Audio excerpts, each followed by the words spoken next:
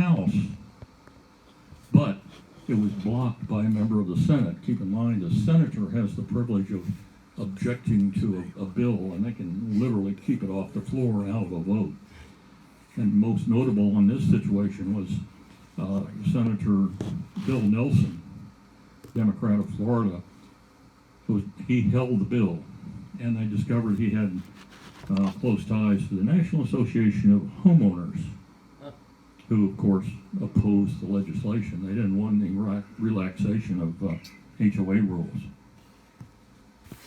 Now, the current legislation, which was refiled in January, it's now identified as House Resolution 1094 or Senate Bill 459.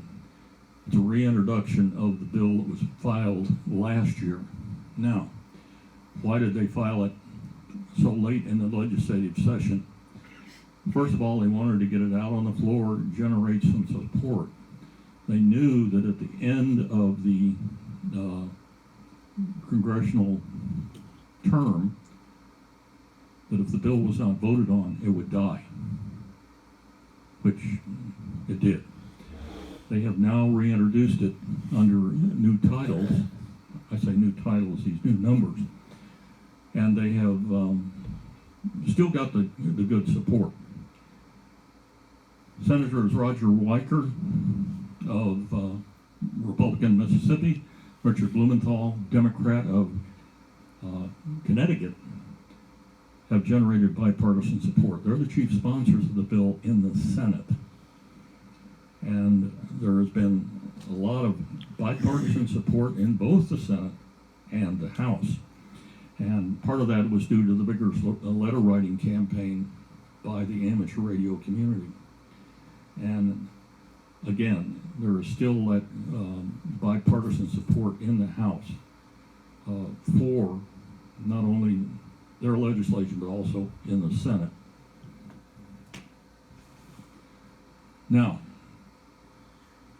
this is the opening paragraph of the legislation. And typically with legislation, it states, why do we need this bill? And there it is. We're limited to scenarios in which homeowners association could ban, prevent, or require approval of the installation or use of amateur radio antennas. Straightforward. This bill was only about 4 pages long, as opposed to some other legislation that's like 1,000 pages. So it's very simple, very straightforward, which probably is one of the reasons it's gaining so much support. It's very easily read. It's not controversial.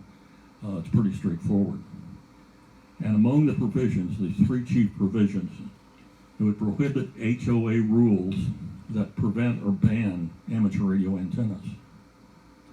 It would clarify the approval process for installing amateur radio antennas and give amateur radio operators the right of private action.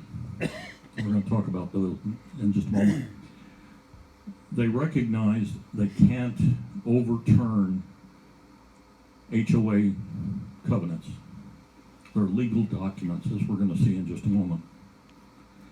But they can nitpick out little portions where it says you're banning the antenna, and in some cases, HOAs tried to ban operating.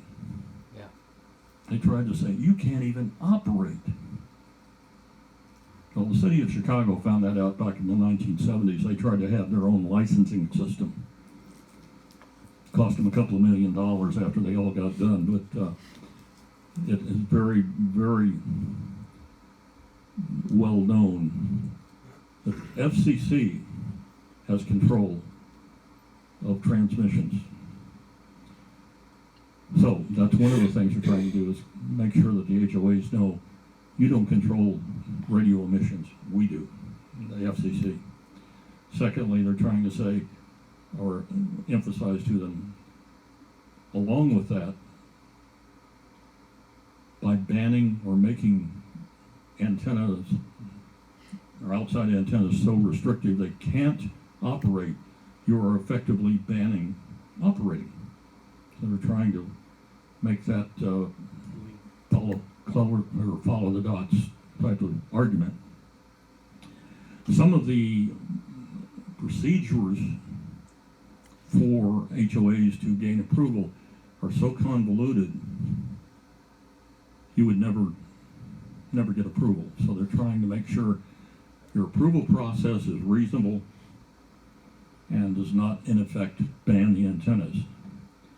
The last item, the private right of action, and we'll talk about this in a moment, essentially means you don't have to wait for the FCC to do something.